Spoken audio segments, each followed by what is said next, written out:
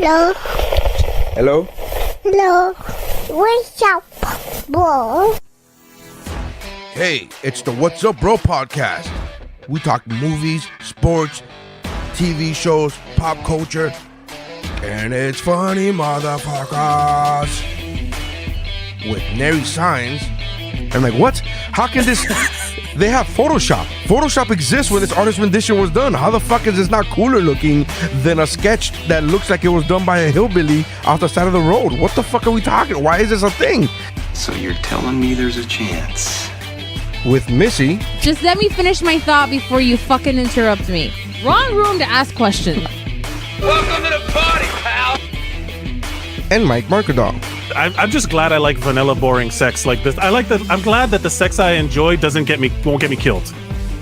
That's how winning is done. Hey, I'm Dave Chappelle, and this is What's Up, Bro.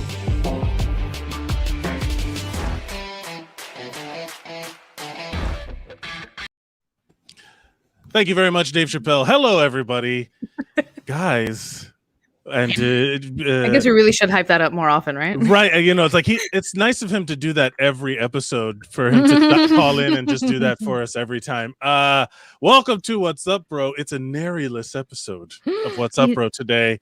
I am Mike Mercadal.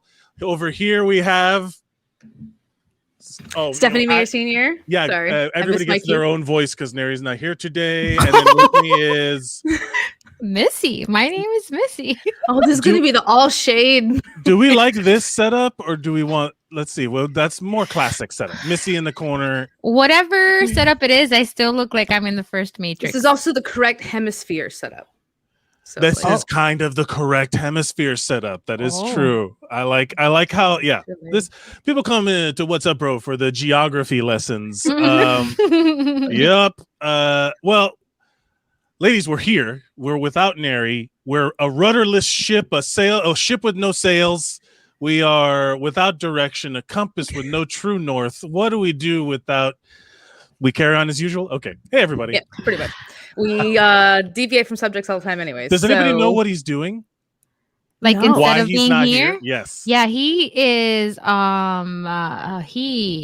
We should make stuff up. Did you realize we can't say it on air? No, well, I don't know if he wants me to say it, but we should make things up. He's actually fighting crime. He's out fighting crime, and He's new Batman.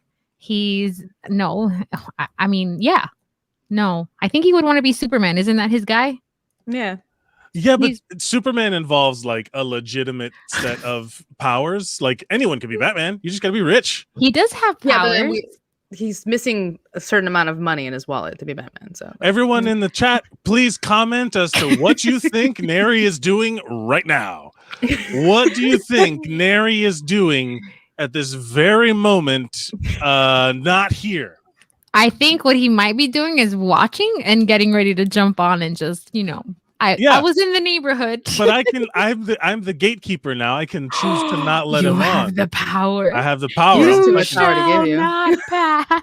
I'm the new He-Man. By the power of Grayskull, Nery cannot get on. Can Nery be He-Man? Is that one of the ones? I mean, I don't know. Jeff says that he is part of a new bear fight club, which that can mean a lot of things. he's not hairy enough to be a bear. I think he could. I do not. I don't speak for Vanessa, them. are you watching? Can you chime in? Oh man, this rookie, he's reading a book without pictures. Took a ruthless, the roast of Nery science. Vanessa, he's doing chores. No one's gonna believe that. That's a lie. That's a straight up lie. We're playing 2 truths and 1 lie. Yeah. Oh no, wait, it's one. No, 2 lies and a truth. How do you play that game? I think it's 2 truths and a lie. 2 truths and a lie because on dating sites, on Tinder and all that stuff, is that popping up all the time for you, Missy? Yes, my God. It's like I don't want to be here. That's what I want my prompt to say. You need to focus on improving your attitude. Yeah, it's not great advertisement. No. You gotta play the game, have fun with it. There's so. Yeah. Did I tell you about I created a whole little thing that I was doing called Swipe Right Stories? Did I tell you about that? No, but I do have a lot of screenshots. I have actually people that are not single have asked me to like project my dating apps on their Apple TV, and we've made it kind of a group thing, not a It's like a crowd, drinking just game? 3 of us. Is it a swiping? Like you guys choose who the guy? Yes. Well, I'm told who I should or shouldn't, and then I do whatever I want anyway because I think I should decide. I don't know. How's that worked out for you? I'm just kidding. Well, let's see. It's an antagonistic hair. Let's see. Yolanda, he's shaving his head. I mean, fair. He's got a nice dome going, and then Vanessa, he's actually brushing his hair. What if Nery puts a bald cap on before every He doesn't. show? They're guaranteed. I was talking to him earlier today, and he was doing the phantom hair swipe of the head, and I was like, "Come on, my dude." Yeah. Wait, I have a question for us. Mm-hmm. If you could be a superhero, what would be your superpower? Oh, well, this was part of the swipe right stories. Okay. Whenever I got bored. Honestly, I got bored on there for a little while. Really? And I would whenever I would match with someone, and it was like, I had genuinely lost all frame of reference of what it was that I was looking for. I would write like, quick, aliens are invading. You get one superpower to fight them off. What do you choose? And then they would say, like, this one girl said laser eyes, and I was like, dope. And I wrote a short story and I posted it up, and then to see what the reaction would be. Of the ones that actually responded with a genuine suggestion, and that, like, I would give them like real like writing prompt story suggestion. One of them was that's fun. Was like a spy was like a spy code name. It's like, your cover's blown. We're gonna need to pull you out of the field. We need to know what name to be looking for you under, and then cheeseburger Happy Meal. Cheeseburger Happy Meal, right? And then the other guy I was gonna go with like say, pineapple something, like pineapple pizza. Right. Well, whatever it was, I would then write like a little like I would just try to because there was so much of that on Tinder of like, don't just come at me with a hey. I deserve more than a hey, and then you go on to Bumble, and that's literally I would get like a hand wave emoji, or like a gif of someone going hey. Look, so after being on mommy Tinder, because mommy Tinder's awkward. Did you what guys is mommy Tinder? Okay, so there's this app called Peanut, and it's essentially like Tinder for moms, because like when you're a mom, like you need mom friends sometimes, especially when you're at a place like this and like the new mom phase and stuff, and you go through the same thing of like seeing someone who's kind of interesting and you kind of want to talk, but then you have to come up with like something to say other than like, hey. Is this to make friends or to like hook up? No, it's for mom friends. Oh, that's not code for anything. No. Well, to be fair, yesterday you said Tinder. The word Tinder is already because you swipe and you have to message each other, and like it's all like, and then of course everyone flakes out on each other and disappears, and the usual. Yeah, just like real Tinder. So just like real Tinder. Yeah. Boom. Have you guys seen Bo Burnham's Inside? Yeah. Yes. Like, did either you have that moment of like, holy shit, he just turned, like, I've had every single one of these thoughts this past year and a half, or was that just me in my existential little cookie? He's gone through any kind of anxiety, panic attacks, everything like that. I was like, how did he know?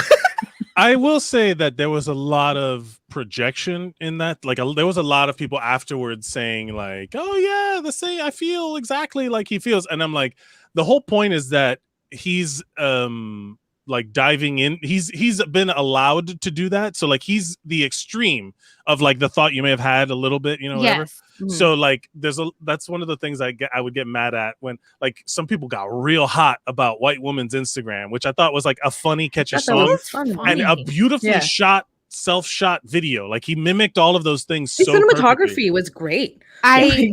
Like, endless respect. I think that was a genius way to spend your time. It was way more productive than anything I've done in the past year and a half. So, but it was like very like affirming. Like, I don't know, it was a little like comforting to, even if it's an exaggeration of what he actually was thinking, or maybe it was just all like part of his creative process or whatever. Mm-hmm. I was like, that was very nice to see my brain Well, you feel turned less alone. Yeah, for sure. like it was very it was nice. I enjoyed it. And I jumped on it real late because I know that it dropped in June and I saw it like 2 weeks ago. But oh yeah, right after it came out, it was and that song is still everywhere. That Jeffrey Bezos. Yeah, all of those songs are super cagey. My thing was the whole internet one, like "Welcome to the Internet." Yes. Like that one oh is my God. perfect for. I've had many days where I've just like fallen into the hole of the internet when I've been doing not mentally well, and I just kind of feel that. TikTok. I call that TikTok. Yeah. That's what TikTok did. The TikTok became a real time. Like I have to like measure my TikTok. Do you self-monitor your time on TikTok? Like you give yourself an hour and that's it? What's it like to have discipline? I didn't turn off the thing that pops up and is like, "Hey, you're that bastard." You can turn that off. Yeah, I don't turn it off. He's the Netflix equivalent of like, "Are you still watching?" Yes, I have nothing else going on. Thank you for making me confirm it. Like, for the 4th hour. No, that thing has saved me from being like late to shit and like because I'm not paying attention. Pre-Apple, I will say this: pre-Apple Watch, when I wasn't wearing a watch at all, and I was like, Netflix would pop up, and I'd be like, "Oh, I am done watching this Netflix. Thank you." It's like, oh man, it is this. Yeah. I feel like no, but now you're wearing the Apple Watch, and the Apple Watch judges you for sitting. It's like, bitch, get up. It also stand. I also met my movement goals by clapping at a show one time. So I don't know, you know what I mean? Like, I was like, yeah, and then all of a sudden it was like, you've met your fitness goals, and I was like, by applauding, all right. Yeah. I think sometimes it's a little iffy because like there's been days where I've been off doing things and just been really social, and it tells me I've met my movement goals, and I'm like, I think I'm just Hispanic and I gesticulate.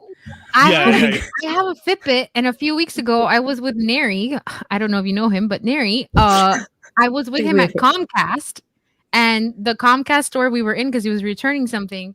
I have my Fitbit on, and it's hot because it's Miami and July, August, and all I'm doing is sitting down, but it's hot, so I'm obviously getting hot, and my Fitbit goes, "Keep up the cardio." I was like, "Bitch, I'm sitting in a chair trying to return this box so I can go to lunch." You're just pissed off. But you know it's a sauna, so it was so hot. It was so hot. I had there's a bunch of people if you go on the Apple Watch subreddit that they'll have it on while they're the heart monitor on throughout their day when they're doing like a big like this guy or actually I don't know the gender of the person, it could be any gender, but he goes on, they were doing their defending their doctoral thesis or whatever, and then they were waiting for the results or whatever. So you could see like throughout the day, like down, and then they would point like little arrows on the graphic, like this is where I was actually doing it, this is where I was waiting, this is what happened, and this is when they told me yes, and you could see like the spikes of the heart rate, and I was like, well, that's pretty cool. Yeah. I did that a few weeks ago. You could see it the other day. Yeah, sorry, Missy. No, it's okay. I did that a few weeks ago. Actually, immediately after we got off air, sometimes peek behind the curtain for those of you watching, we'll hang out and talk. And I immediately had to jump off because there was an anxiety attack coming, and I'm out. So I don't know why, but I actually tracked my heart rate for the hour that I was like spiraling, and when I did calm down, like a few days later, when I went back to look at it, I'm like, oh, that's neat. This falls into that. Can I interest you in everything all of the time? Why we have so much data now for ourselves?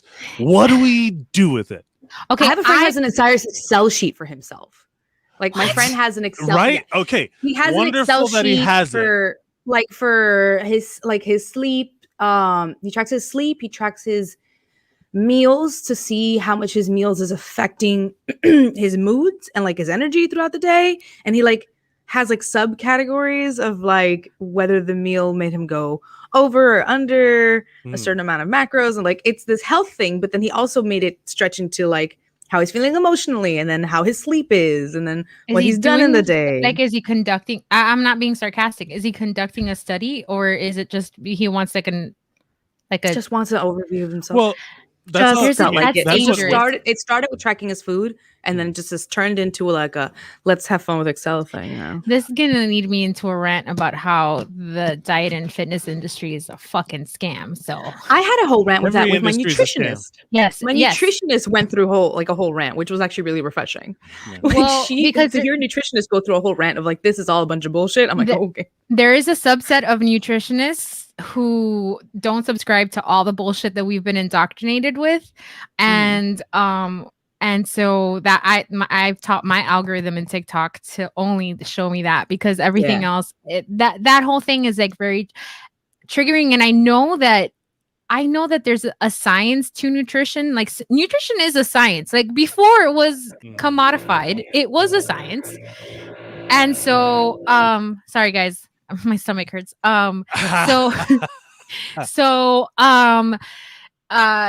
Before it was commodified, it was a science, but we don't know that because that's not what we're indoctrinated in. And so there's like this whole rant that I have in my head. It just plays in circles every now and then.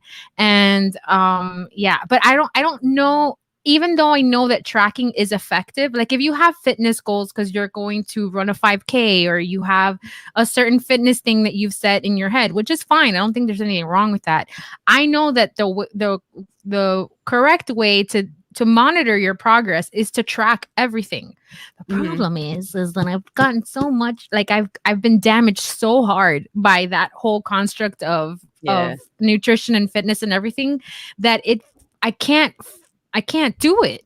It just opens up the devil. I can't do it. And even though I know that, like, if I wanted to reach a certain goal, that's how I have to do it. Because if I go with my feelings, forget it. I'm not doing shit. And the hardest part, like as someone who has gained and lost a lot of weight in their life, like hundreds of pounds over the course of years, they're like and I know Steph has you lost a bunch of weight and you went through that whole process.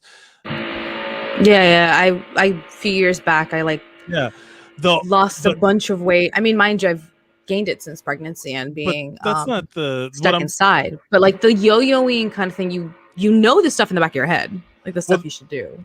That's what I was gonna say. Like the hardest part for people to come to grips with it, that there is no trick. You have to eat less calories than you burn. That's it. And there's the hardest part for people to wrap their head around is that it is that simple. Like that's the hard part. It is that simple. So like now where do you go from there? It's like, okay, I got to eat less calories. Okay, so what has a lot of calories? And then you got to go through that part of your own day and your own life and your own shit that involves a little bit more introspection than I think people are willing to go through, because it's comfortable. As a guy who is well thicker than he would like to be right now. Well thicker. Yeah, I'm full of that was a great way to phrase it. I'm not laughing at you. It's because it's not like I care about having a six-pack or any of that stuff. It's just I feel heavier, so my joints hurt more, that sort of thing. So it affects like that's the thing. If you want to, there's a lot of extrapolation that happens when it comes to like your body, where like people healthy at every size. It's like, well, kind of, because even if you're carrying yes and no, it's not there. No one should pass judgment on you as a human being. You're not worth any less because you carry more weight. But if you eat less calories and you lose weight on your body, your joints will feel better. And that's that's just the way it is. I've done the weight loss to the point of it being detrimental before, right? Where all of a sudden I'm like, oh, I have absolutely no energy, like to do anything. Like I think I'm on the verge of an ED.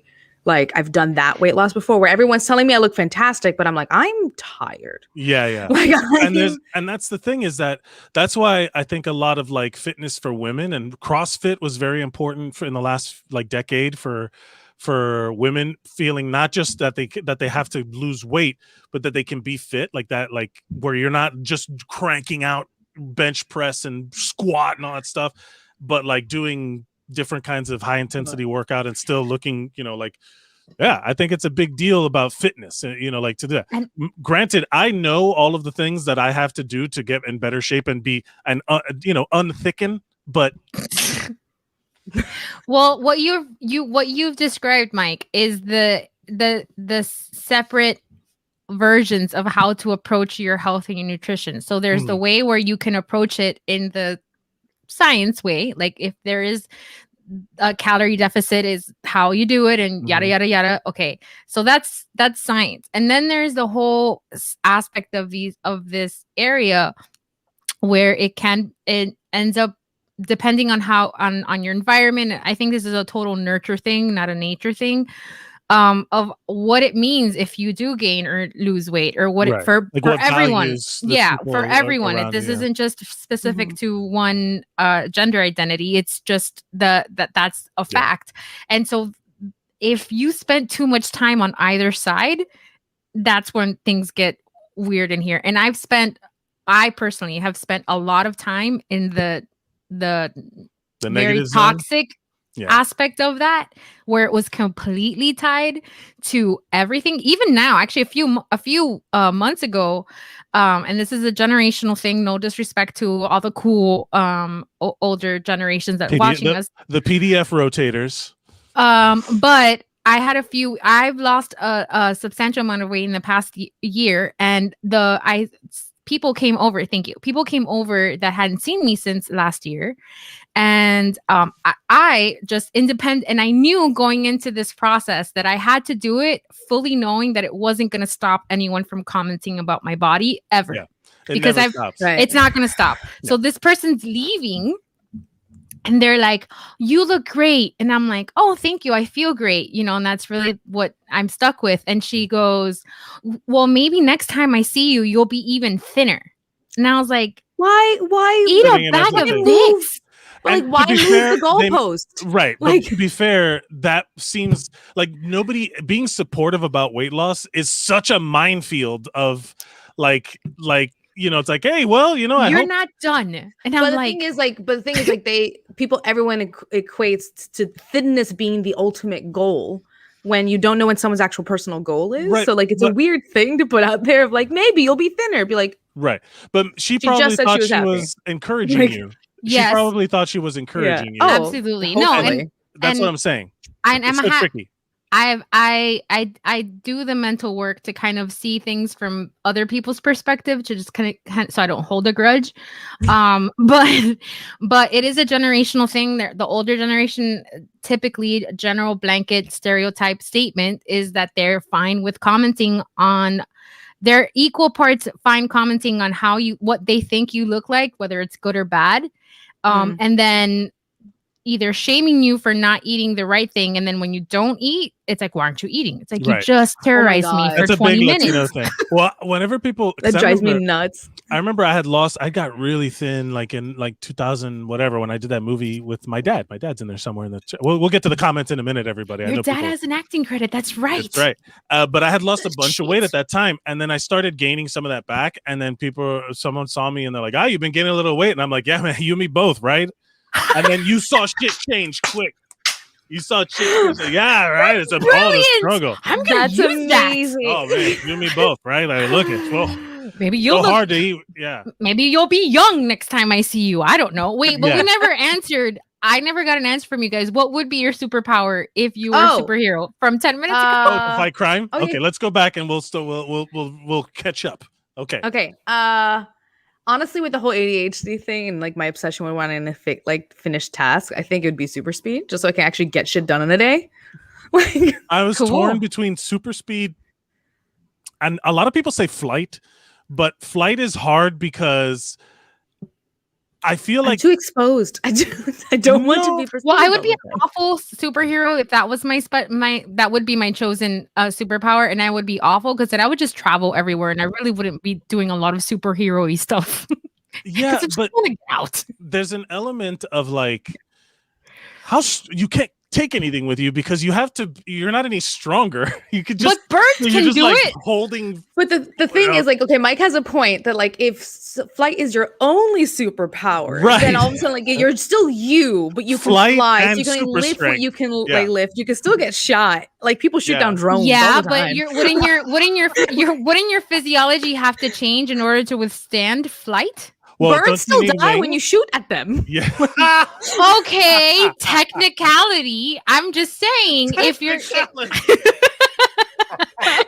gonna shoot me, I want to be in Paris. I don't want to be here. That's true. I think I would want. I'll get my answer would be teleportation. It would be Ooh, or like the like time sleep. travel, or just Not blink really. and you're somewhere else. Like I Dream of Jeannie. Time travel's tricky. Like I that's feel not time travel, but maybe like time stop, like freeze time. like like Zach a li- Morris. Zach Time out. Morris. Time out. No, or like teleportation, bink and be where I want to be, and et cetera, et cetera. Like when the more you learn about like space, the more time travel becomes impossible, even more impossible, because if you time travel back to another point in time, you could be like inside the Earth because it's moving through space.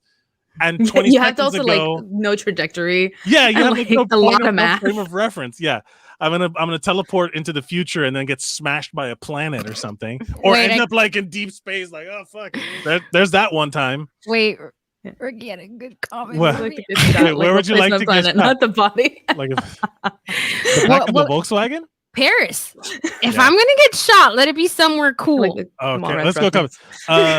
Jeff said, going back to our Tinder questions, my friend would ask any girl he met who her favorite Disney princess was, and then psychoanalyze her. I See, feel I like don't know how I that, feel about that bit though. you didn't really land that one well, Jeff. I wonder but if he got laid often. No. I don't know, man. Disney adults are weirdos.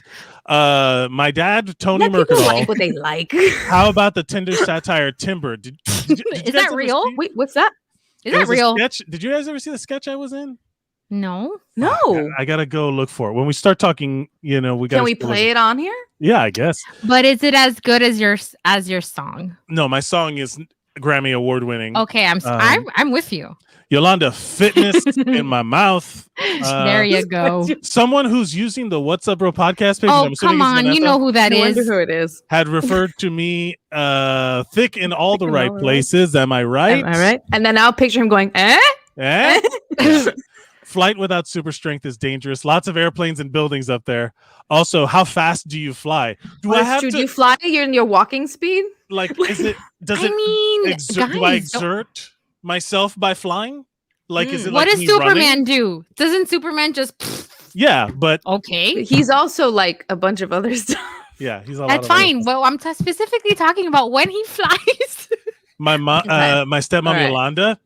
Yolanda Mercadal, Elastigirl. Elastigirl. So stretchy Nice. powers. No, I have all these follow-up questions for Yolanda, but I feel like she's going to answer it very pervertedly about Yeah, what she would yeah. do with Elastigirl. Yeah. There's so much porn potential in the Elastigirl That's a very- concept. Loaded 100%. answer. Yeah, 100%. that's Ah, that like to dream. yeah. What an oh, I think we know who this is now. What's up, our podcast? Superman has super speed. also has super speed. Yes, Remember he when I does. told you that he might drop in? This is how he's doing it. He's circumventing Get in the the comments. gatekeeping. Well, yeah, he's taking a break from fighting crime and jumping on his podcast. That's very considerate of him.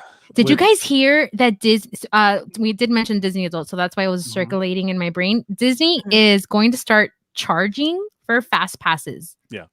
Universal And- does it already. They do, but you know how much they charge in Like Universal? $300, $240 was when I went. Is it like Last a time flat I was fee? there, it was like No. $350. It depends on the day.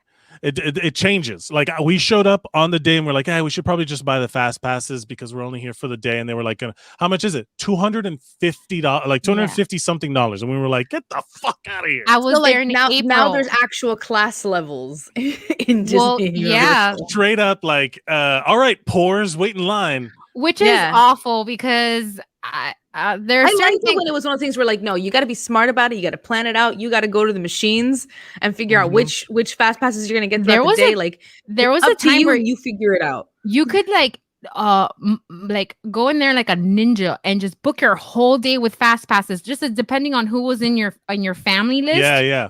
And you could just book the whole day and no more. Those days are Those are gone. gone. And now we got to pay for it. So honestly, like I got all my rocks off when I went last time at Disney. I checked off everything I wanted to do, so I really don't have to go back there for a while. Didn't you just go, Mike? Yeah, I don't Did like you the phrase rocks, getting your rocks. Ugh.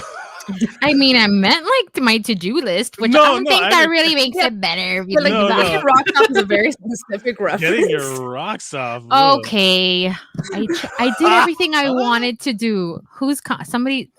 Didn't you go to Disney recently? Yes, I did. Did you? Were you able to do Star Wars stuff? Nope, we missed out on Rise of the Resistance because we didn't get the ability to, like, all of that stuff. My mom was crying. It was a nightmare. It was really rough. Yeah, because you know how it is. Oops, let me get rid of that. What are you sharing? What are you sharing? This is the video of the sketch I was in. That's why I was like. That's why I was gonna say, like, porn tube's gonna pop up and I'm gonna get gonna get awkward. No, so the Rise of the Resistance has a very limited number of people that can go on it.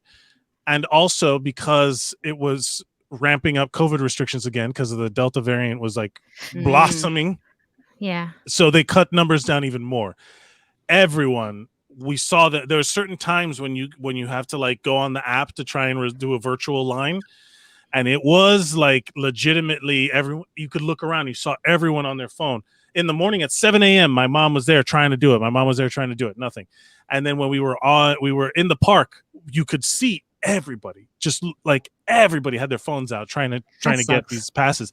And when it didn't go through, my mom, who just assumed it would happen, I kind of knew what was up. She just assumed it would happen. She got very emotional because it was like a family trip and she wanted everything to go smoothly, and it didn't. And I was like, that your mom is such a sweetheart. Yeah, my mom's great. She was super sweet. And I was there with Chiquita and all these, like they met all my family for the first time. It was a wonderful, wonderful trip, except for this one thing that we couldn't bummer. do. We went on the Smuggler's Run we did, and that was super cool. Did you pilot? I was the gunner. I was the guy shooting. And it was incredible, and my girlfriend got video of it and everything. It was amazing trip. And then the next day we went to Universal and I saw all of the Harry Potter stuff and just had a blast. It was amazing. Awesome. That's great. But we didn't get to do that, and it was because of that virtual line shit, which I do not enjoy. I do not like that. So wait, there's a virtual line now. You don't actually line up. There's a queue that you have to. There's 2 times you can do it, either 7 a.m. or 1 o'clock.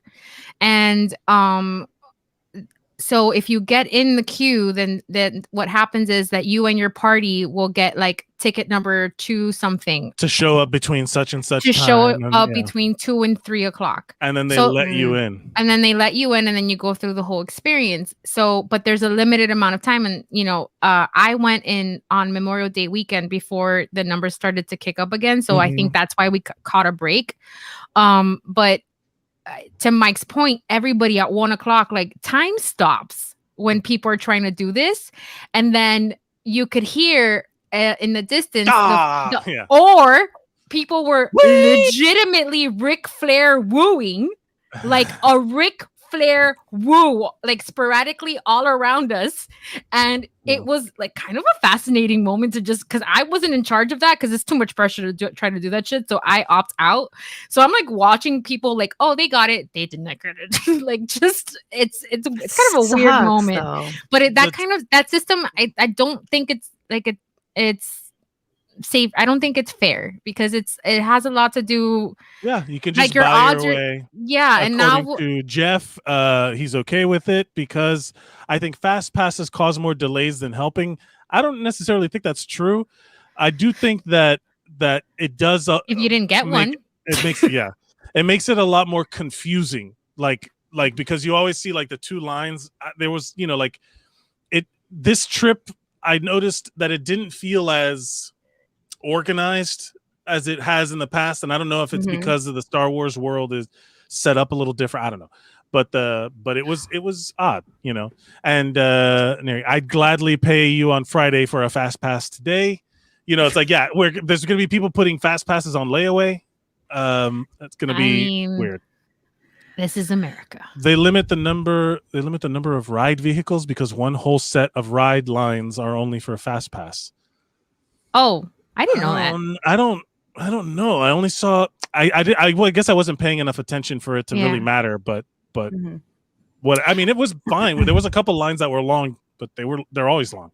And Steph, you went to New Zealand. What was it like to feel safe again? What was that like? Oh, that was so nice. It was so nice to actually let people like approach us, and people were able to like approach my child without me being like, get away. Oh, right.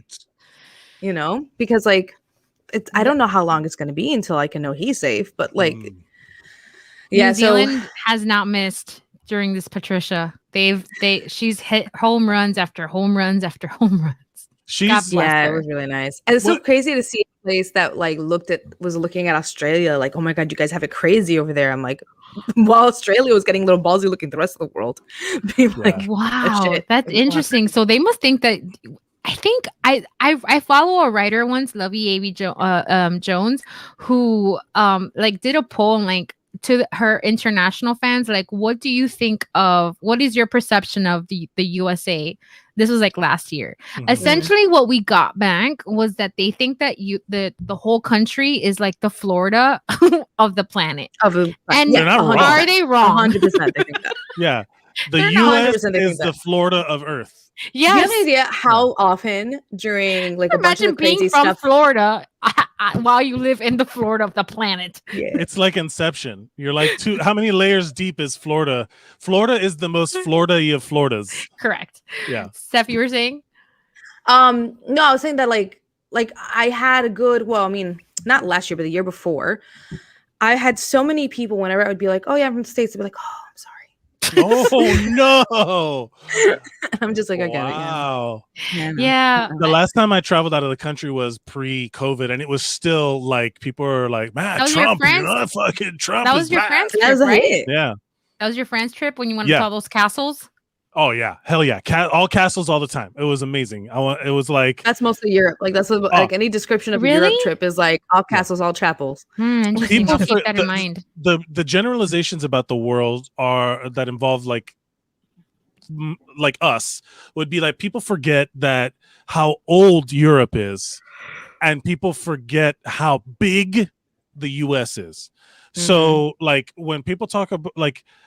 When you see the size of Great Britain compared to even Long Island, you know what I mean? Like people forget just how big the United States is, especially Europeans, because they can drive 2 hours in any direction and there's a whole other language on the signs. You know what I mean? So it's like there's all of these misconceptions floating around, but everyone has assumptions and they're not all wrong. Like generalizations are true, but it's really hard to make a generalization about a place as big as the US, except now it's getting easier because it's all fucking crazy. You know? Keep checking all the boxes. I feel like if I wasn't in another country and they're like, "Oh, I'm sorry, you're from America," I'd be like, "Can you hug? I need a hug. Can you just?" And they're like, "No," and they're like, "No, you're from America. No, you're diseased."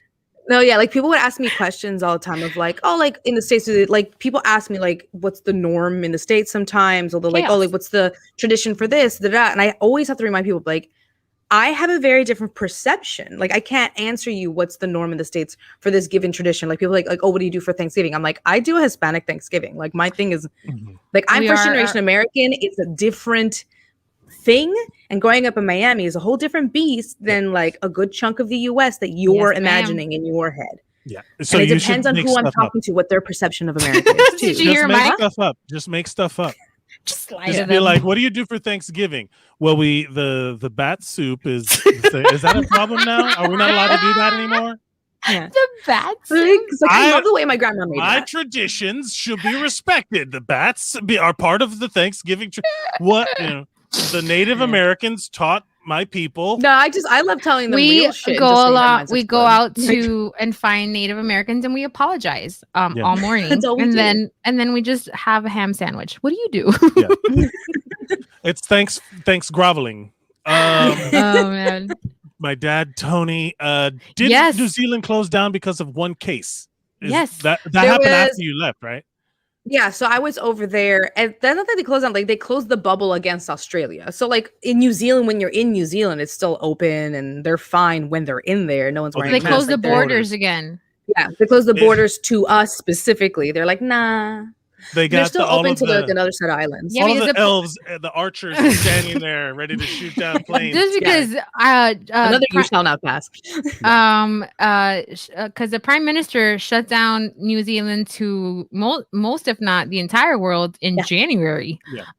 So I think she had some prediction as where this was going to go, and God love her. They've been really, really cautious and stuff like that. And like, there's positives and negatives to all of it. Like the negatives is just people who are international, like who come from somewhere else. Like it is frustrating for them. Mm-hmm. But for the most part, they've been doing really well. And even here in Australia, like for the most part, things are good. Like right now, Victoria and New South Wales are going nuts, but the rest of us are finding a way to manage. It's nice to hear somewhere things are going good. It's a little comforting, isn't it? Like it's all a learning process, right? And we're all trying to manage. Like we did have Delta come into our state, but we've been able to keep things at bay for the most part because we did such a snap lockdown. Yeah. Who would have thought? I know.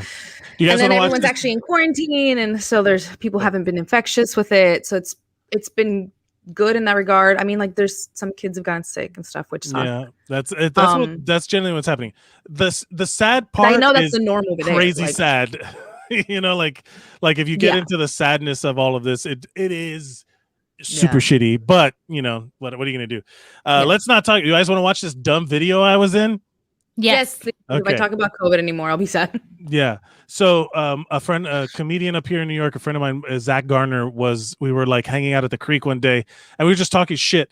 And I said that, I have a lumberjack look. I had a big beard and I was wearing like a flannel and stuff. And they're like, do you get confused for you like an actual lumberjack? And I'm like, yeah, I can never find other lumberjacks to hang out with. And we came up with this idea for timber, which is like a Tinder. You'll see.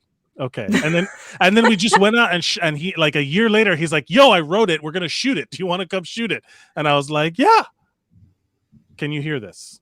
This is Paul. Yeah. Paul is pining for the friendship of someone with similar interests. So far, he hasn't had any luck. I have seen this.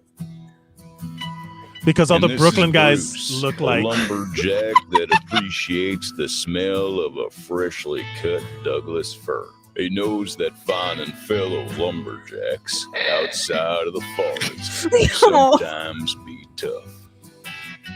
Paul's tried making friends the old-fashioned way. But once again, he finds himself barking up the wrong tree.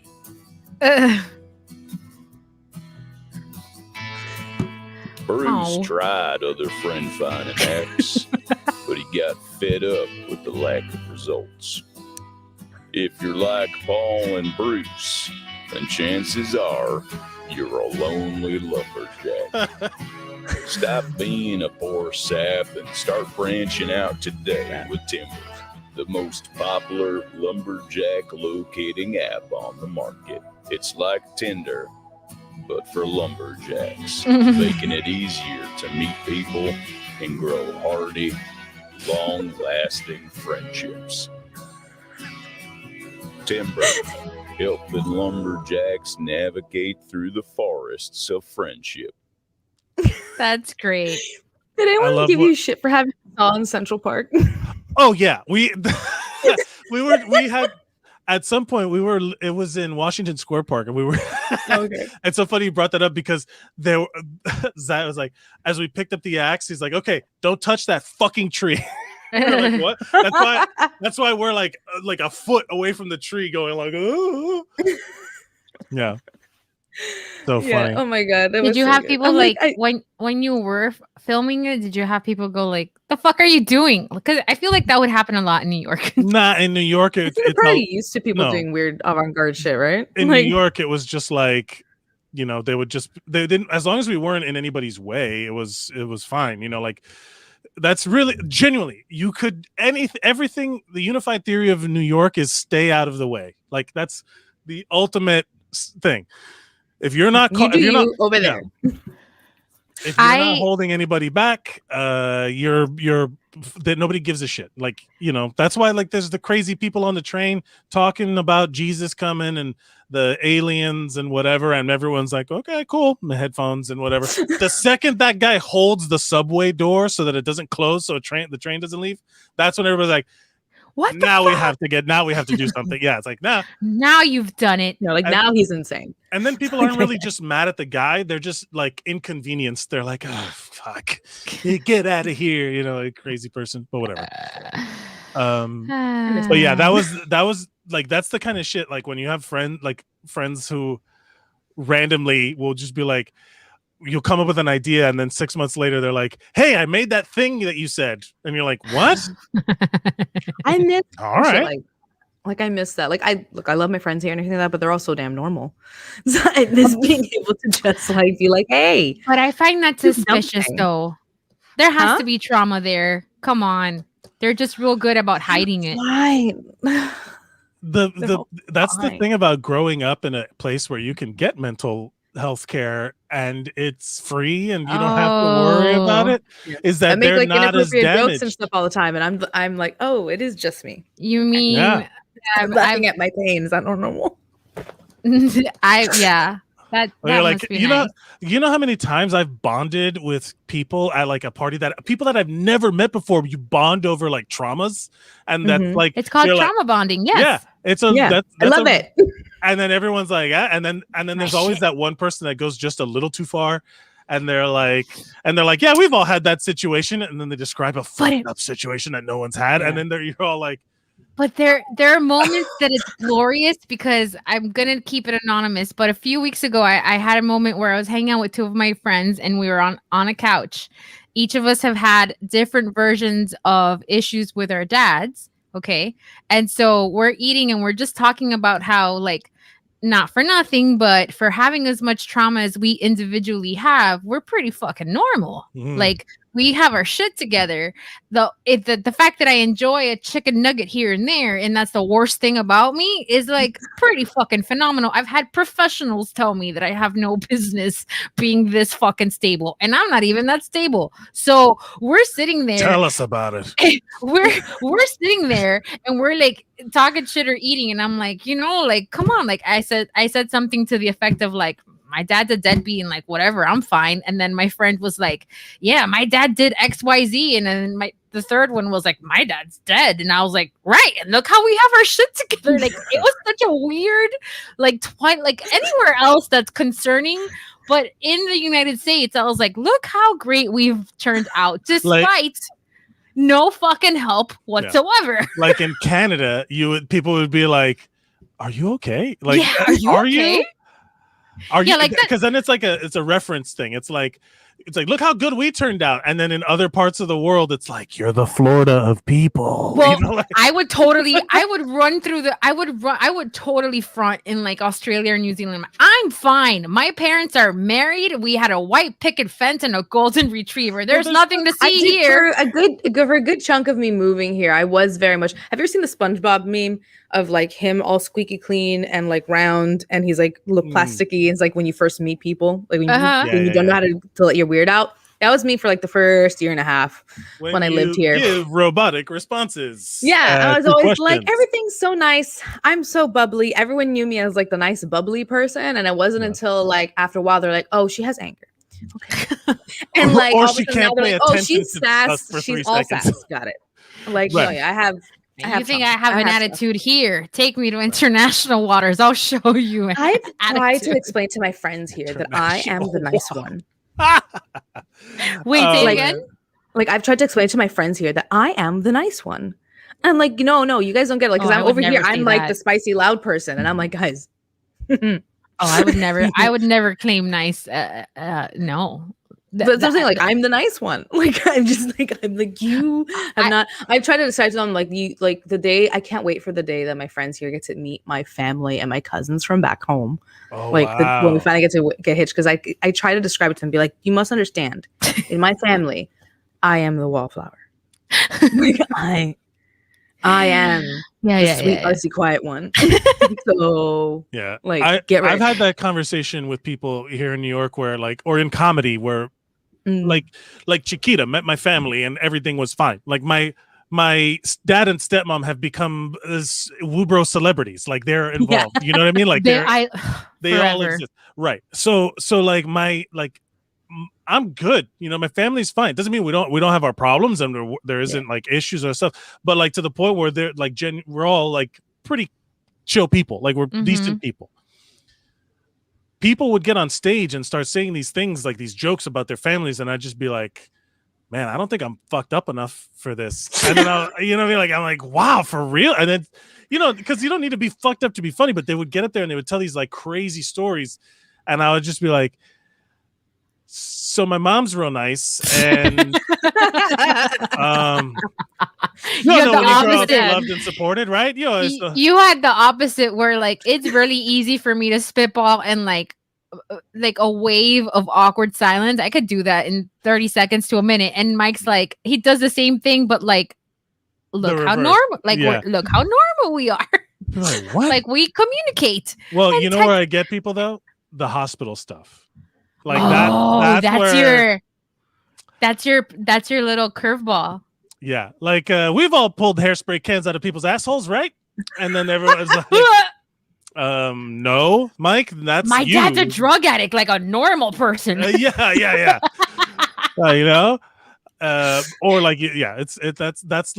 that's why I always end up flocking to medical people, because we will say disgusting things as we're taking bites out of food, where we're like, yeah, the fucking bed sore was huge. I don't know, I'm not, I can fit my whole fist in there. I was taking a CPR class once with a firefighter, and he was like sharing stories about stuff that he's seen. And somebody asked him, like, how do you deal? And he's like, listen, yesterday we don't.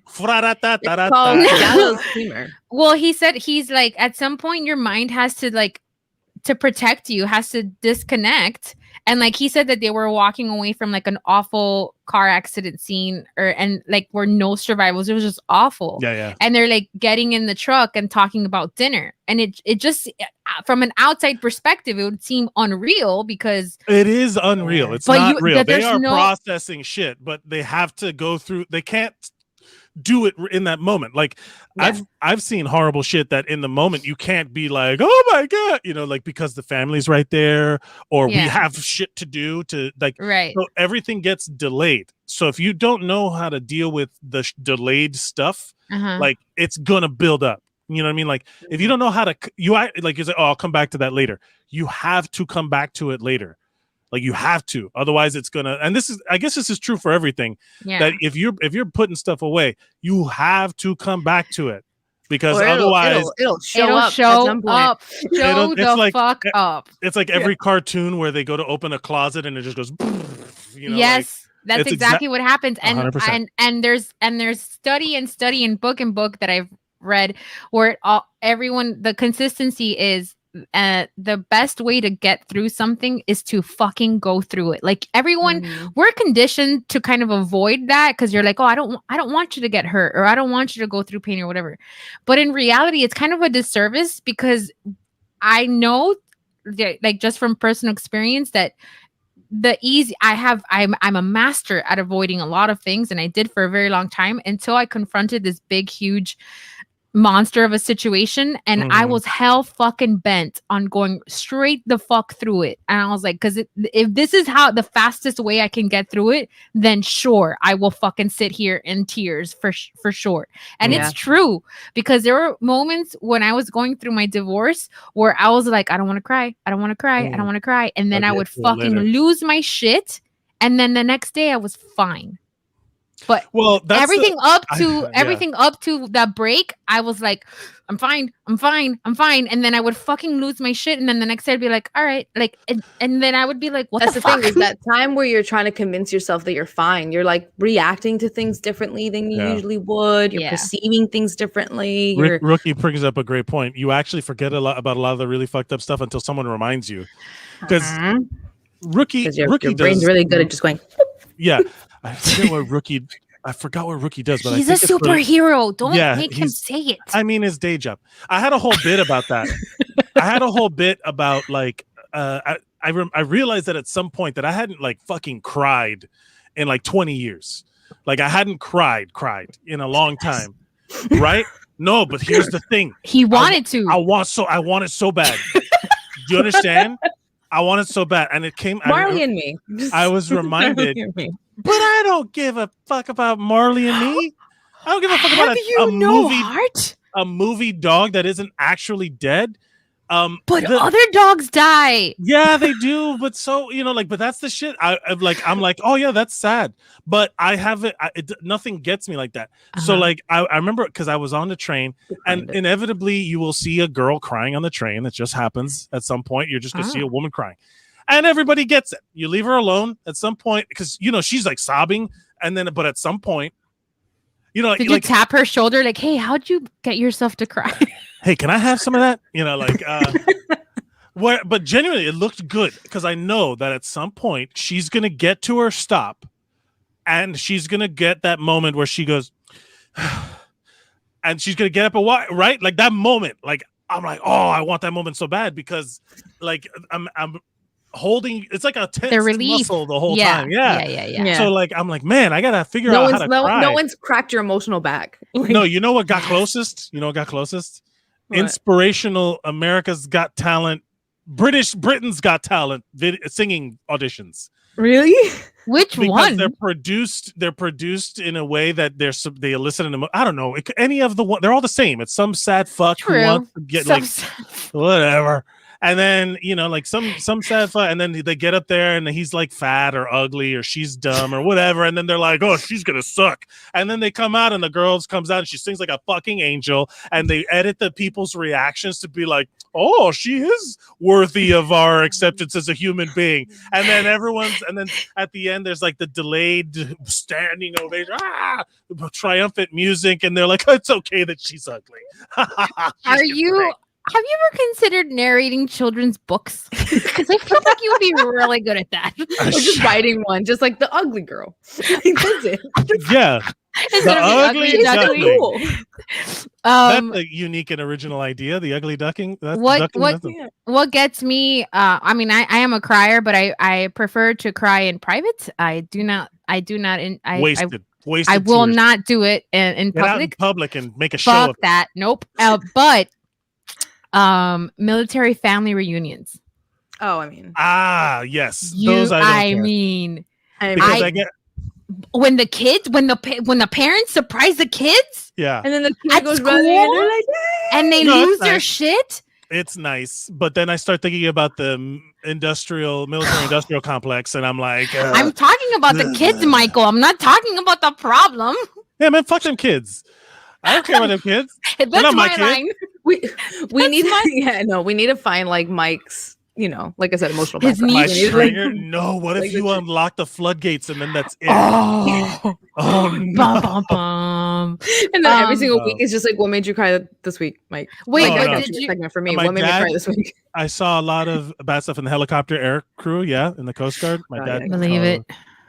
Yolanda thinks I should read "Go the Fuck to Sleep." You should. In my head, I can hear you too. Just like, but you're not like the way you say. You're like, go the fuck to sleep. It's just very quick. What the fuck? Go the fuck to sleep. Go the fuck to sleep. Yeah. What the fuck are you doing? Go to sleep. And now, Bigfoot, read "Go fuck to sleep." Should we do an If you record that one day, I will play it for my child and see what he does. Oh my god! Like I will 1000% start a GoFundMe for that. Please. No, yes. Jeff got a good one. Haka videos. The one that there's one of this New Zealand couple married at a wedding. Yes. I know exactly what you're talking about. Me and Jeff ping ponged that video for weeks on end. Somebody ruined it for me. You want me to ruin it for you? No. Okay. I have nothing, Michael. I won't. I have nothing. Nothing. Ruin that song. Sure. Don't take away my Haka videos. No, but those videos are super powerful. And you don't know what you don't like. Just the raw emotion and power of it is just out of me. Yeah, that's just. Yeah. There was a time, I don't know if Vanessa's still watching, but there was a time where Vanessa and I would just like rapid fire tag each other on any military family reunion videos, like anywhere, Facebook, Instagram, doesn't matter. And she's like, cry with me, and I'm like, it's 7 a.m. You know what I mean? Like, I'm not ready. But God, I remember I got a phone call from my roommates at the time. Years ago when I was living in Miami at like 7 o'clock in the morning. I don't know why they were up at 7 o'clock in the morning watching The Notebook, but I got a phone call. At 7? I don't know. I got a phone call and all I could hear on the other end of the phone was and I was just like, what the fuck are you? I'm like, hello, is everything okay? Like, who died? Happening? Yeah, like what? Something said they're like, and they're like the old lady and the guy. The Notebook and blah blah blah. I was like, what? Why are you calling me? Like, of all people, yeah, no, odd voice. Yeah, like I don't give a fuck about this. If I ever feel myself on the verge of tears and I want to stop it, Mike, I'm gonna call you. I'm like, hey, Mike, talk me out of this. Talk me out of this real quick. No, because the first thing I'm gonna do is be like, that's capitalism, right? That you're crying because of it. You're really gonna get all emotional over being abused by capitalism? Is that what it is? You're gonna let rich people make you feel this way? Get angry, get mad, get a guillotine. Let's go. Rise up. I'm not even anywhere near possibly crying, and I know I'm good for the next couple of days. Like, that's fucking killed it right there. Am I really sad, or am I just mad at capitalism? Yeah, capitalism. Are you sad, or are you being crushed? Okay, should we? Am I the asshole? Am I? Is there anything else that we did not cover? We were freewheeling this episode. Is there any? Yeah, I don't think we had any Britney watch. Anything Britney related? Yes. She showed her tits on the internet. I saw that a bunch. Not that. That's not what is sticking out of my head. But it is for me. A lot of people, because the way that girl in less than 10 minutes has over 1 million likes, people are watching. Yeah. Anyway, her case took a Make it quick. We got a minute. Okay. Her case took a really good turn last week. Her dad filed paperwork saying that he is prepared to step down as the head of conservatorship. However, he did say that he's done nothing wrong. His daughter's crazy. Everybody in the conservatorship is wrong and out of their minds. He's done nothing wrong. Everybody's crazy but me. But because he loves his daughter and doesn't want to go through a public battle with her, he's prepared to walk away from it. So this was his version of fuck you. Yeah. You're cool. I don't know who the fuck he was pointing to, because he really told everybody to go fuck themselves, and that's it. So I think I did it in under a minute. But that's the latest update for her, and we're rooting for her hard. Free Britney. Free Britney. My dad cried at the movie Up. Shout out to the Mercadal men for not having fragile, toxic masculinity and admitting our emotions. Except for me, that hasn't cried in 20 years. Yeah, that little tidbit. But you want to, though, and you're halfway there. I'm trying. Also, Dave had never seen it, so I made him watch it. So he's like, why did? And he started crying within the first few minutes, and he looked at me and he's like, why would you do this? I don't need to see this. You have to watch the rest. The first 10 minutes of that movie are incredibly powerful and beautiful. I don't like the rest of it. I don't like Up. No, I don't like it. I mean, it's fine. It's nice. It's cool. He goes, it's fine. It's cute. The first bit is fantastic. That's all people talk about with the movie Up. They talk about how it crushed their souls, and I'm like, all right, dog. Forget it. Squirrel. That's fine. That's fine. I like Wally is my favorite. For reference, Wally is my favorite. When Wally no longer has a personality, that shit was like. And then maybe you need to watch Wally. Maybe. And then when the Eve goes like click, and the lightning hits him, and then he remembers that he loves her. But I alone. Yeah. So am I the asshole? Am I the asshole for snapping at a man at the gym? Or am I the asshole for canceling my niece's college fund upon discovering what she's been doing to me and my wife for months? It was a tough call. It is tough call. The first one is so vague. I want to know what's up, but the second one, I love gossip. The gym one. I feel like the gym one could be self-explanatory. Yeah. Let's go with the niece. The niece, And okay. Am I the asshole? The niece who started the OnlyFans because her Right, family. yeah, that's gotta be it. Am I the asshole for canceling my niece's college fund upon discovering that what she's been doing to me and my wife for months? My wife and I struggled with infertility for years. Oh, fuck, this is gonna be a big one. Oh my God, out the gate. Out the blazing. Bang, bang. We're still trying more options, but we're beginning to lose hope. I have a 16-year-old niece that is like a daughter and a friend to me. Considering I'm doing well financially, I've decided to take care of her education and start a college fund for her so she could attend the college of her choice. My brother and his wife, my niece's stepmom, are of course aware of that, and they appreciate it very much. They always talk about what a generous, loving uncle I am, unlike my younger brother. I've been dealing with a series of unusual, unexplainable events, like receiving texts at work from someone pretending to be my wife, informing me of some big news, like her being pregnant. Oof. Or finding mysterious envelopes in my car when I'm at my parents'. And the envelopes contain letters from someone also pretending to be my wife and again telling me she was pregnant. My wife and I had no idea who was playing us like that. We knew it was someone close and had many that made our suspect list, including my brother-in-law. Last week, I was visiting my brother's house and my car was parked in their driveway. I was sitting with my brother and sister-in-law, but my niece left for a few minutes, then returned. I finished my coffee and said goodbye and left. While I was approaching my car, I noticed a sign on the windshield. I took a look and read the sign, and the sign read, "I'm pregnant," written largely. I was confused because I knew no one from this neighborhood and suspected someone who knew me did it. I called my wife and she again said this was false news. God, how heartbreaking. I took the sign and went back to my brother's house to help figure this out. Never. He said someone must have left it on the wrong car, but I explained it happened before. He just shrugged, but sister-in-law pointed at the sign and said the writing looked similar to my niece's writing style. My brother told her to stop, but I called my niece to come downstairs and asked her. She denied, but got nervous and admitted leaving the sign on my windshield, as well as sending/leaving letters and texts pretending to be my wife, but didn't have ill intent, just did it for laughs. I blew up telling her that she was out of line to think mocking mine and my wife's suffering and playing us was for months was funny. I said I was mad, I was disappointed, and won't ever be looking at her the same.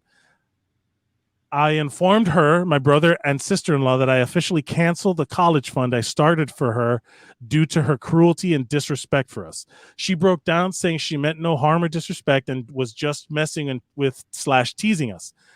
My brother said I can't actually make the decision based on a small mistake. I can't actually... Wait. She's 16. There's a small mistake my niece made. She said this is her future that I was giving up on, and my decision will have a lasting impact. I cut the conversation and left after he tried to talk me out of giving her this harsh punishment. But to me, this was no punishment, just realizing she didn't deserve my hard-earned money. Brother said I exaggerated. He actually thinks punishing her by taking away electronics and giving her do work around the house should be enough punishment, not canceling the fund I started for her. But I already told him canceling the fund was not a punishment, but a reaction from me upon finding out that she was what she's been doing for over 2 months. Also, she did apologize profoundly, and she said she regretted what she did, but still insisted she didn't do it out of hate or ill intention. She loves my wife, and my wife loves her. I'm the closest to her in the whole family from when she was younger, and she always says that I'm like a second father to her. Am I the asshole? Interesting. Where... Ladies, here we go. Right? Let's go to the comments first. Jeff said noise. I don't know what that is. Oh, niece.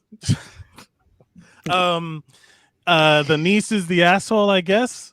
My college fund. Yeah. Yolanda says your college fund is canceled for laughs.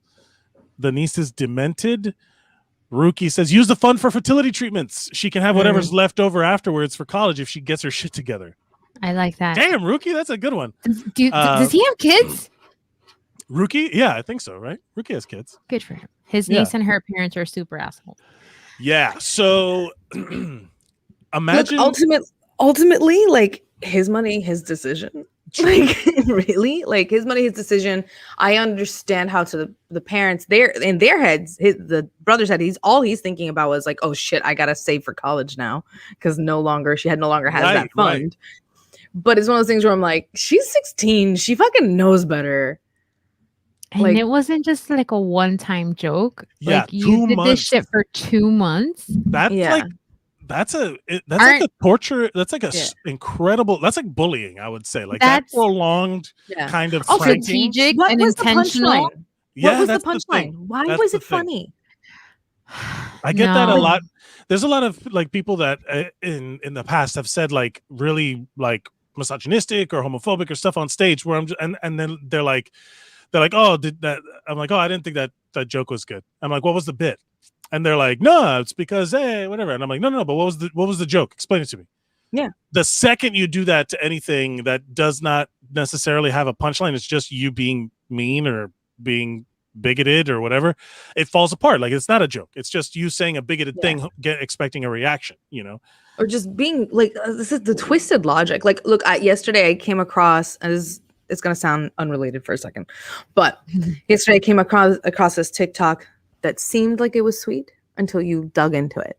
Like it was a TikTok of a lady. She was dressing up her father in like a nice outfit because her mother has advanced Alzheimer's and he proposes to her every single week so that she has that beautiful feeling. And she like every single time cries and hugs. And then, and of course I almost got emotional because, I have family with that. And like, all of a sudden I was like, I just got curious and went into the comments. It's fucking staged. Yes, there's a lot of that. It was staged, and like the entire, and then the creator never like says anything back to it. Like her entire account is just satire videos, but like she calls it satire, and I'm like, that's not satire. Satire, like someone's an asshole, and they're like, "Oh my god, you're so ugly." I'm just joking, and I'm like, "Where the fuck is the punchline in the setup?" I'm like, yeah, like people were describing like, "Oh, she has a spoof account, or she has a satire account." I'm like, pretending things are real when they're not is not satire. Like I'm not really a lumberjack, right? What? Like we didn't create a friend app for lumber, like. But that's the thing is that we were clearly doing the joke that was obvious, satire. and the joke was there. Yeah.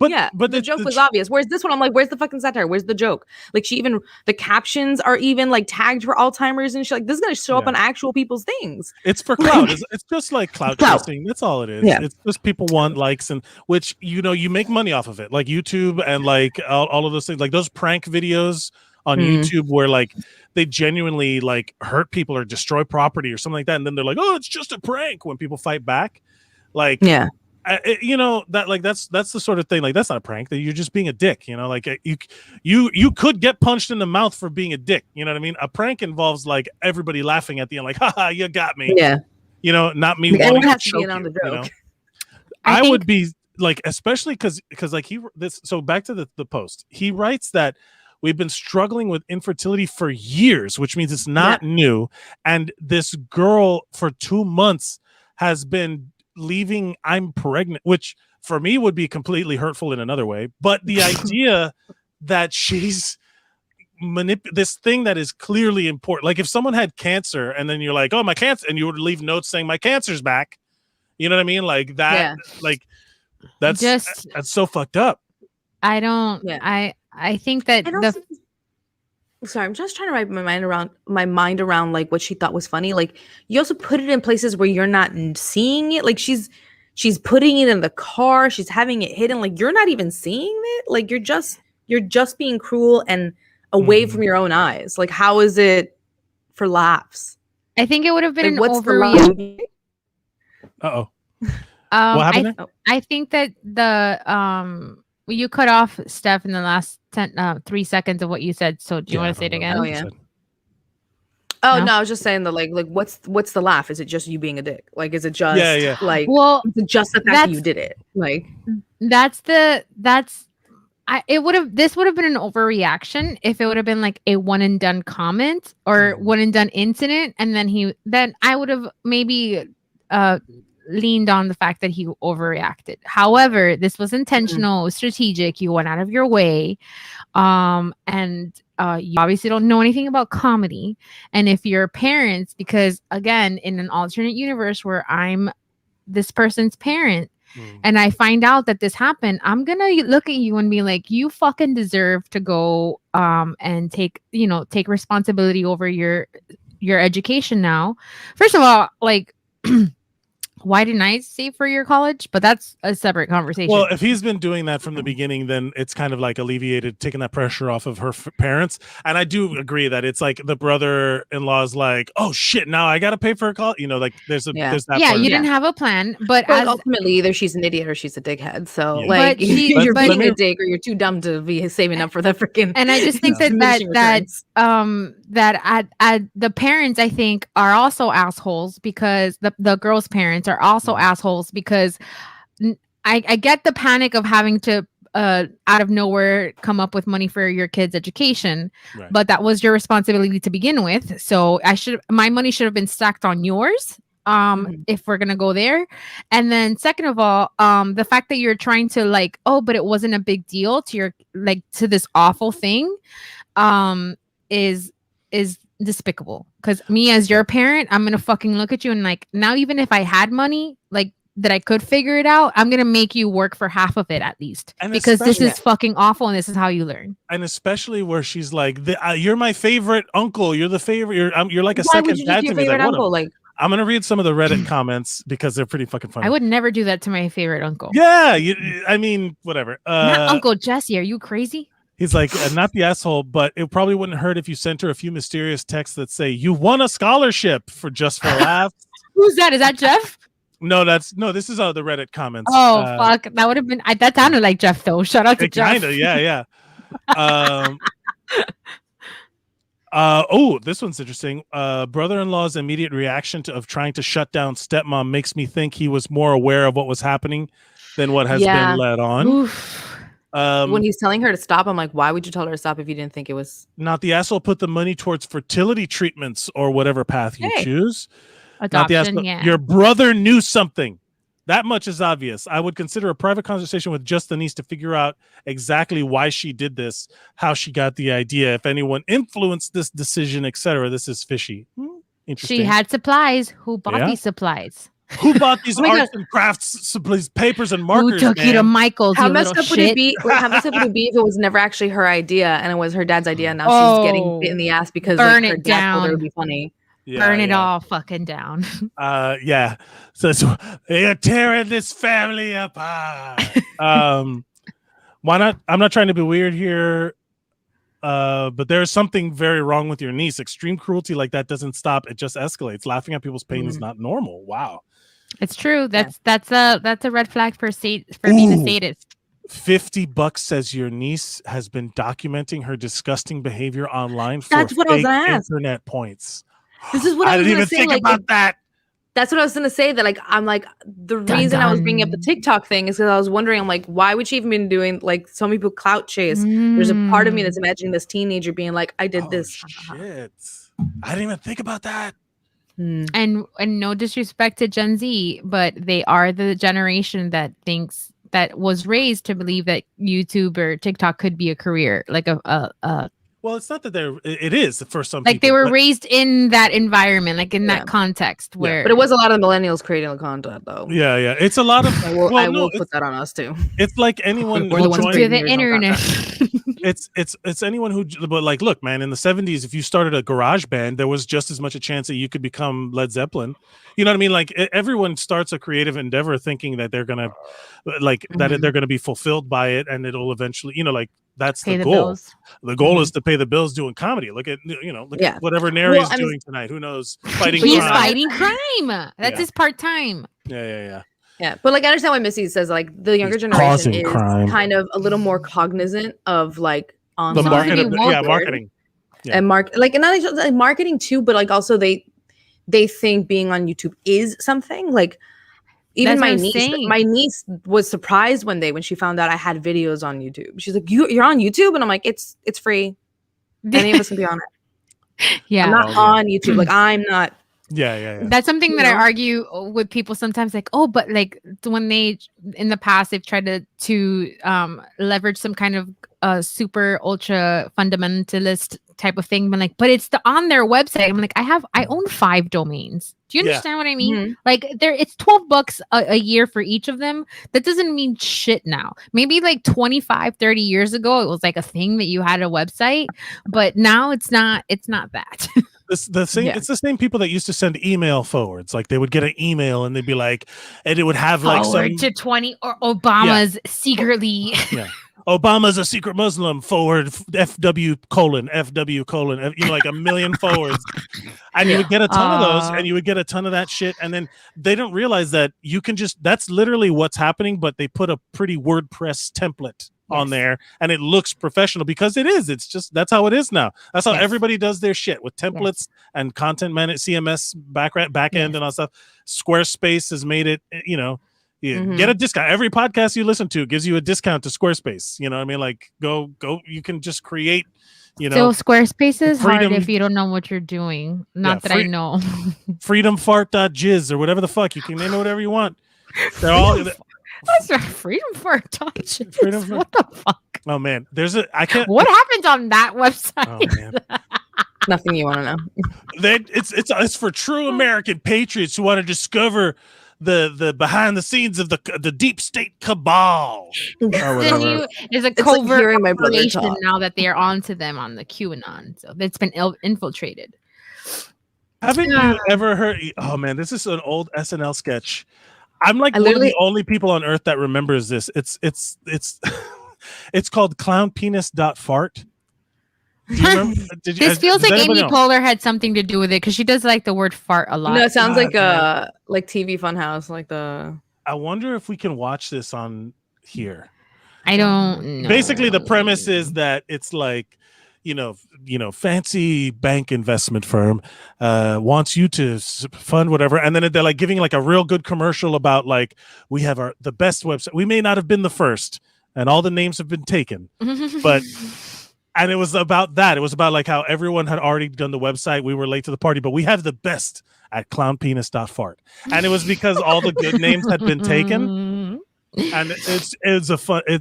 I really like it because it's such a like an earnest commercial about like starting your family, buying a house, clownpenis.fart. And that's funny. Do we want to do the other Am I the Asshole? We have time. We'll do it real quick.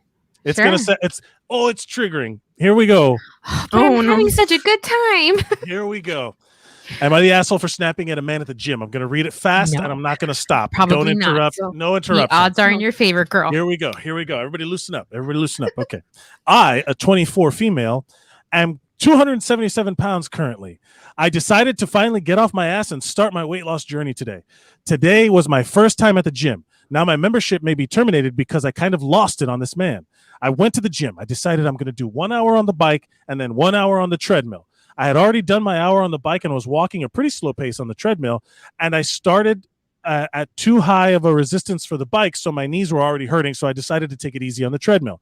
While on the treadmill, I was listening to music and completely zoned out, just waiting for my timer to ring at 1 hour. While I was zoned out and completely dead to the world around me, another gym member came up to me and upped the speed out of nowhere. I was caught off guard by the sudden speed change, and I fell. I landed on my arm, not broken, just sprained wrist. When I got up, I yelled at the guy, "What the actual fuck?" He looked at me and said that I was going too slow, that I wouldn't be able to lose weight if I didn't go faster.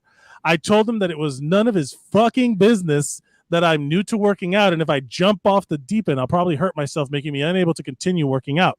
I told him he is not my trainer and to stay in his lane. Staff came to calm me down and told me he works there as a trainer and was trying to help, but he isn't my trainer. He doesn't get to decide what is best for my workout without knowing me. He could have seriously injured me, but they wouldn't hear it and said I was overreacting and that my outburst was unacceptable. Now the manager is deciding if I could keep my membership or not. Am I the asshole? Say names. Name names. Put it out there. Fuck that. The audacity. Can I go first? I'm going to try and stay calm. We were just talking about this earlier. This is a full circle moment on this moment. episode. Here's the thing, okay? I was just trying to help. Did she have a sign on her that said, "I need your help. Right. Please give me your opinion"? No. What happens, okay? Because I was there like 10 minutes ago, like a year ago, okay? So what happens when you're this size, people think that it's a fucking billboard for you to just come in and give you unsolicited, almost always fucking traumatizing, triggering, abusive advice and perspectives about what you should or shouldn't be doing. And so she's like, okay, what is her real identity? Because I'm prepared to fucking pay for her gym membership wherever the fuck she wants to go. Like keep in mind that some of these are fake.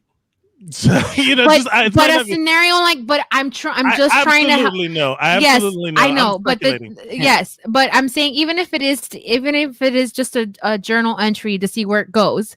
I just say don't go donating money to a Kickstarter just yet. The general, like the thesis, the meat and potatoes of I'm just trying to help as a fucking defense or some kind of leverage. The shitty thing you're doing or saying is enough where the company, the gym, should fucking fire that guy. Yeah. Because you don't get to work here. But unfortunately, because the standard and the status quo and what's accepted, the norm, if you will, the cultural norm, is that if they're trying to help, you know, then you have to eat it. Yeah. You know what's funny to me is that I saw your nose for that. That's how I know you're angry. You know what's funny to me is that this is not the stereotype that I see at gyms anymore. Like this feels like shitty gym behavior. Like on the whole, I've seen yeah, oh my God. But yeah, like on the whole, I've noticed that there's a lot more support at gyms these days for people. The people who are shitty are the people who work at the gym. The guys who are going to the gym to improve themselves and all that stuff. Like there's been such an outcry of like, no, we like if you're like this, there's like a whole every time I see a post about online of some guy like I'm a big fat ass and I'm self-conscious about going to the gym. There's the comments are full of these like dudes that are like, no, we like you're there. That's why you're there. That's why you go to the gym. The danger in this scenario is that guy had no idea whether or not what this girl's story was, and there's probably some forget about latent, like obvious misogyny of like telling a woman what to do and feeling some sort of control over the situation and feeling like as if your opinion matters at that moment. Right. Like, yeah. Oh, he's a trainer. He works here. And it's like, well, then you have terrible hiring policies because if I had an injury that gets exacerbated by this motherfucker, then you can point to any camera and say that, you know, because there should be cameras in here too, that he came up here and did something and then I fell because of something he did. Get ready because I'm going to sue the fucking this hole in the ground. There will be a hole where this building used to be because I'm going to sue the shit out of this place. And if it's if it's like a fucking Planet Fitness or whatever, yeah, like sue that's the main theme in the comments here. Go back to that gym and file an incident report, complaint against the employee and whatever, and that she was injured, like she genuinely felt, you know, according to the post. So we remember you can get a lawyer, sue the gym. You should have called the police and reported an assault. Everyone's like, not the asshole. Yeah. Someone was saying that sue the gym, find a new gym. Yeah, no, for sure. Like she's like, it's not only that she's not the asshole. It's not only that this guy is the asshole. The entire establishment where she was is the asshole. Like the fact that they defended him, be like, oh, but he's a gym. He was just trying to help. Like why at that moment? Like if your customer service is front facing, like you have to be catering for the people who come in. Like that is actually your money. That's why wouldn't you have been like, hello, my name is such and such. I'm a trainer. Can I offer you any advice? And would you like? You have any questions about anything? No. Okay, I'll be over there if you need me. And I will say this much. Recently, I had a conversation with a guy named Nery, and he was talking to me about, hey. What a dumb name. Who's named Nery? he's like, hey, what kind of friend do you need me to be? We were talking about nutrition and fitness. What kind of friend do you need me to be? And that was a fantastic way to have this conversation because I explained to him in detail, I'm not going to go into it now, the fucking minefield of triggers that the entire segment of food and nutrition is for me. There's just like certain things that you're not going to undo. This is just part of your biology. Like this is just what's going to happen. So I said to him, and by the way, this is the perfect way to have this conversation because most people will come at you with, hey, girly boss, I have a great fucking shake and whatever the fuck. Yeah. And, you know, I those Herbalife one time I had somebody message me and go, you know, I'm always asking God, listen to this shit. I'm always asking God to show me who it is that I should help. And today your name was on my heart. And I was like, babe. How many emojis did they have in the message? Oh my God, boss babe. And so there is a way to have this conversation because back to your point, Mike, from an hour and a half ago, where it's like there's a version of this conversation where it can be about technique. And I am certified. So why don't, if you do want to know how to properly do a squat, shout out to Q, then, you know, I can help you. That's different than fucking invading somebody's personal space and just dialing it up because you decided for this person. Like there's just so many. And then that the fact that the gym was like, you're overreacting. Yeah, clearly there's a problem there. Yeah. Let's go to the comments. Yolanda, I smell a lawsuit. She's not the asshole. Rookie, how is she in any doubt about whether she's an asshole here? I get that women are socialized not to stand up for themselves, but damn. This is straight up. The guy, the gym, Jeff Mariconcini, the guy, the gym employees and management are assholes. I hope she sued the shit out of them. She can pay for her niece's college once she wins the suit.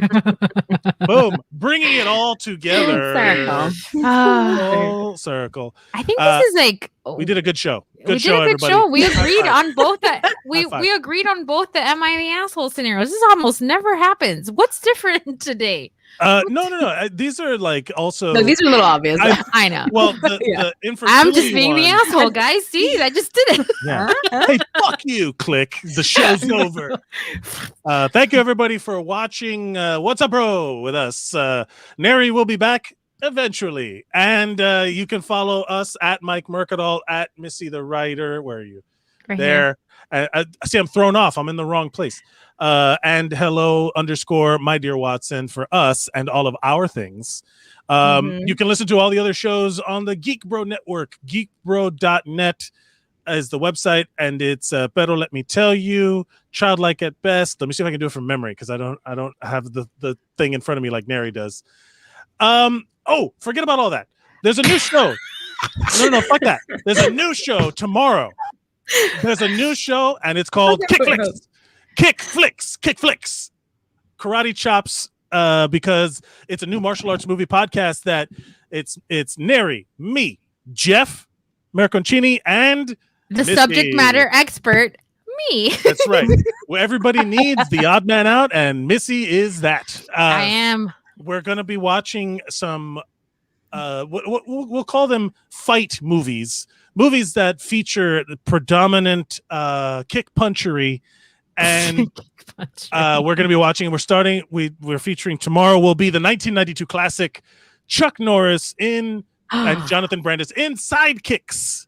I love Sidekicks. I'm watching it for the first time tomorrow. Wild. You haven't watched it yet? I've been busy, man. She wants to go in fresh. She wants to go in. Trust me, the fresher the better, because I kind of want to watch it again at the wave of. Never mind. We'll talk about it tomorrow. Tune in tomorrow at 8 p.m. for Kick Flicks. And I will still be in the Matrix, so just tune in and. Yep. And you can follow. Go to all the social media channels and follow Kick Flicks, KICKFLIX, like Netflix, but Kick Flicks. On Twitter, Instagram, on Facebook and YouTube, or I don't think there's a YouTube, but whatever. It'll be there for you to watch. We're gonna be here, and it's gonna be great. And it's gonna be great. Nery has been working on the intro, like dedicatedly working on the intro, and it's a lot of fun. We're gonna be broadcasting. You know what I'm looking forward to the most when it comes to like watching you guys on a podcast is that, you know how some people have like, I'm just happy to be here energy. Like with Missy, it's like, why, dear God, why am I here? I am not happy to be here energy. I'm not happy to be anywhere. Did they I ask lost me? a bet energy. No, did they ask me to be on the podcast? No, they just told me, hey, by the way, we on Thursday you need to watch Sidekicks by Thursday. So my why am I here energy will be at a 10 for sure, but I feel like they think it's gonna be funny, so we'll see. Well, here's my asked for suggestion. Hit me. I will tell you that you can be the representative of the people like you to bring them in, so you can ask the questions that the audience would want to ask. You're like, not where you. is his Nordic tracker? Like that kind of stuff. Nordic tracker?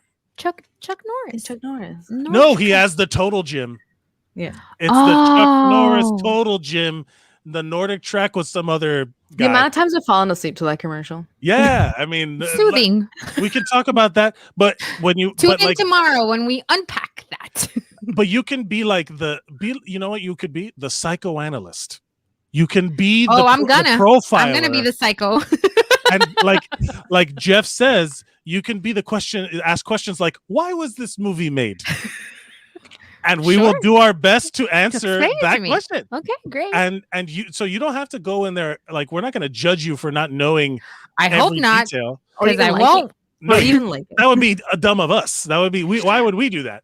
But, well, when we were making suggestions, because there's a wheel, and the wheel decides what movie we're watching. It's actually pretty cool. Everybody gave their suggestions, I literally had to Google like fighting movies. Yeah. And then I was like, what about these three? And Nery was like, not this one, not. And I was like, you know what? Just fucking tell me what to watch and I'll be here. Like, I obviously can't do much here. So just tell me what to watch. Go into it. Okay. I want you to think of 5 questions that you're going to ask every episode. Because 5 questions that are good, that are about. I like homework, so this is a good strategy, Michael. I feel like they left you hanging. I'm going to help you. Okay, I'm going to turn up your treadmill. I'm going to. And I'm not going to get mad about it. See how you warned her? But see how he was polite. Anyway, so think about like what you like about the movies that you like, and like what the genres that you like or whatever, and what about these movies fit into that genre. Okay. So like, also, if you does it like, pass the Bechdel test? Does it pass the Bechdel test? You know what? It might, because they, I think Sidekicks might pass. Did I just see a light bulb turn on over your head? No, it doesn't. Never mind. Because it has to be 2 women talking to each other about a non-relationship. It has to be 2 women, and they have to have last names. In 92, I didn't have high hopes for it. I think that was the extra level to it, is if they have last names. Oh, okay. But they have to. In 92, though, you know what I mean, guys? Right. Yeah. No, but definitely think Should be fun, guys. Make sure to tune in. Yeah. Your mom, your stepmom was in the comments. She's like, I'm gonna hang with Missy on this one. I'm like, please.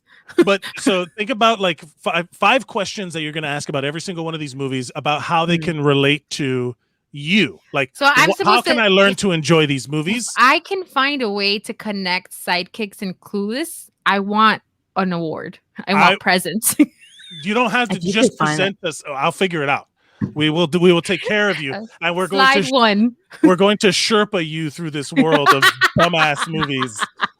And some of which are fucking fantastic. So I think it's a fun panel. So I think like I am vested in that sense that like this little concoction of personality should be a good time. So it's gonna be great. Thank you, everybody. That's tomorrow at 8 p.m. Kickflix, and you can follow us at all of our social medias and stuff. And that's it for us. Anything else? Did I miss anything for the dismount? Nery? Do we want to promote Nery?